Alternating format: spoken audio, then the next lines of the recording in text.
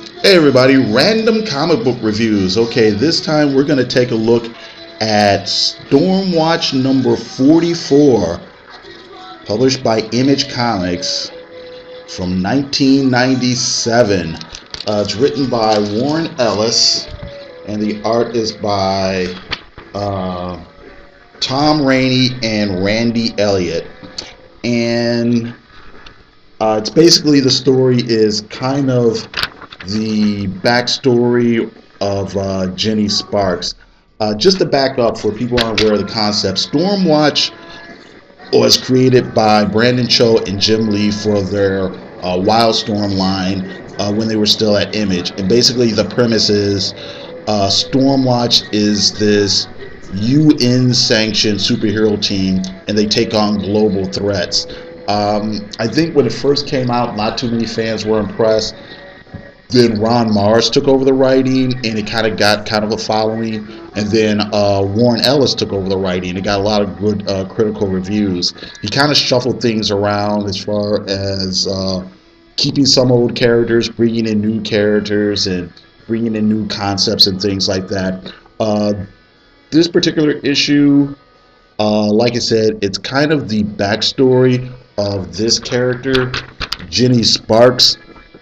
They don't really mention it here, at least I don't think. Maybe they did in passing. I don't think it's really mentioned here that Jenny Sparks was, her powers are she has kind of electrical powers, and she was born at the dawn of the 20th century, and she's one of several people who were born at that time. They call century babies. These people were born with these abilities, and they're just there, you know. I can't remember what comic I read it in, but the idea that they just kind of popped up just like antibodies pop up in your blood, and they're there to protect Earth from, you know, whatever monsters or whatever threats and things like that.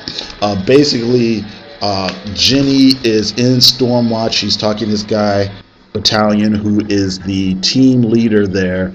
And she's supposed to be there for some sort of training session or whatever, but instead of going through any sort of training, she, like I said, tells a little bit about her backstory, about her life and her adventures and things like that. And it's a really interesting issue. It's basically most of her flashbacks kind of parallel developments in comics and things of that sort. It even starts here with the cover here. It's very clearly an homage to old 50s science fiction EC comics, like you know, Weird Science and stuff like that.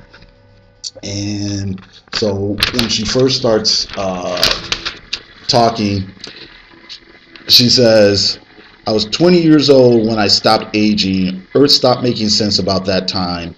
One minute we had a special theory of relativity, and the next someone rewrote the laws of physics." And you know, you see her kind of flying around in this old Flash Gordon type spaceship, and the art here, it's very much that kind of Joe Shuster type early Superman 30s type art.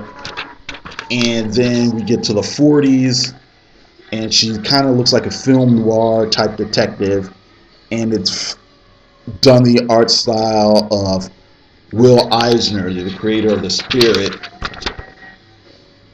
And she kind of talks about how things were, you know, after, when things started in the 30s and 40s, things were great, but in the late 40s, things got a little bit more serious.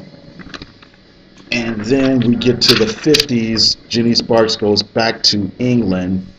And during the 50s, superhero comics, late 40s and early 50s, superhero comics weren't popular, but science fiction was. So now you have her with Department of Defense, or no, what is this? This is the British Space Program, I'm sorry. And obviously there's some aliens back there, and she talks about how there was going to be this sort of you know, trade or whatever going on with the aliens, and it didn't quite turn out because there was a big attack. Oh, this may be interesting. I'm pretty sure this guy here, even though he's called a different name, is supposed to be Jacob Marlowe, who was a character in the Wildcats comic. And at that particular time, there was kind of a loose connection between Stormwatch and Wildcats. They have like little team ups and crossovers and things like that. And in the Wildstorm comics, or not the Wildcats comics, Jacob Marlowe is also supposed to be a guy who's a lot older than he looks. But you can see how the styles keep switching here, and you might not be able to see it on the tape, but the way the coloring is done here, you can kind of see how the kind of poor coloring they had back in the day, and the sort of dots and things that would make up. Maybe you can see a little bit better here, or maybe not. I can't. I don't know. I don't know how it's going to come across.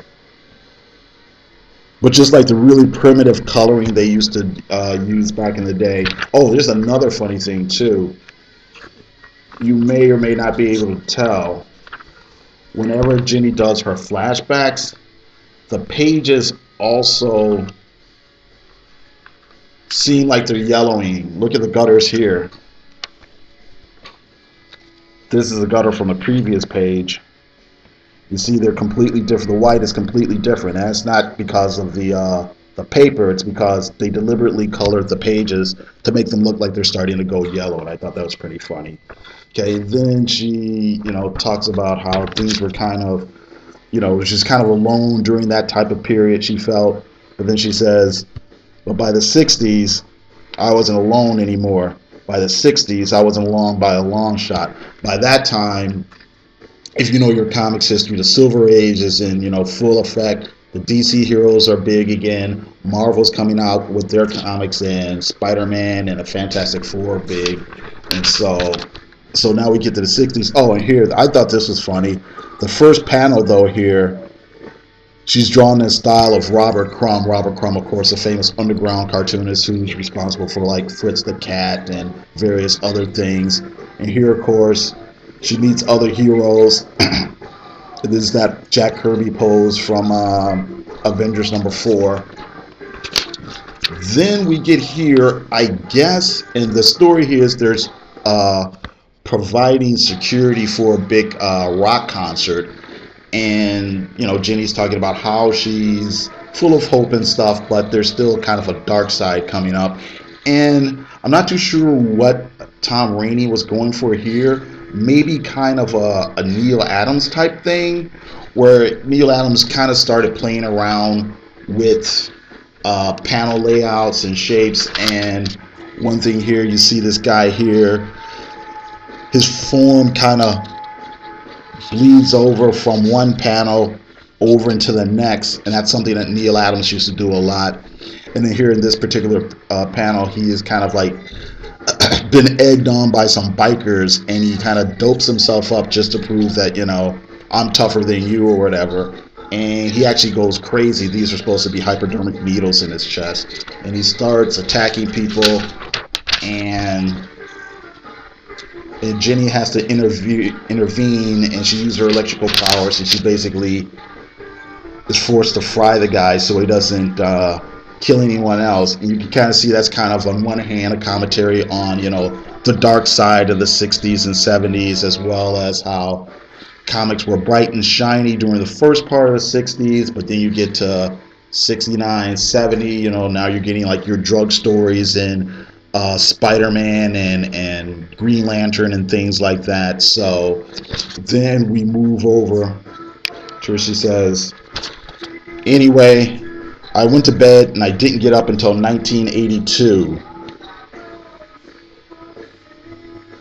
I wanted to break Britain apart and build it up right again, But what happens, we get to the dark side of the 80s, and here, obviously, it's the art style of Dave Gibbons and the Watchmen.